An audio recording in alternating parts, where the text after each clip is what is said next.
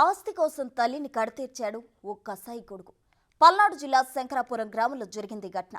బాణవత్ లక్ష్మీబాయి అనే మహిళ పేరు మీద ఉన్న ఇంటిని తన పేరున రాయాలని పెంపుడు కొడుకు దత్తునాయక్ గత కొంతకాలంగా వేధిస్తున్నాడు. దీనికి లక్ష్మీబాయి ఒప్పుకోకపోవడంతో అర్ధరాత్రి సమయంలో ఆమె నిద్రిస్తుండగా దారుణంగా హత్య చేశాడు.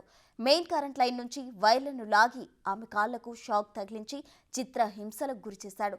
అనంతరం ఆమె తలపై గుణపంతో బాది హత్య చేశాడు.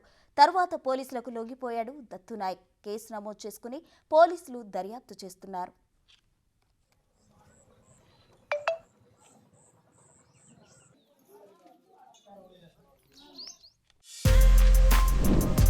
For more videos like this, subscribe Big TV channel.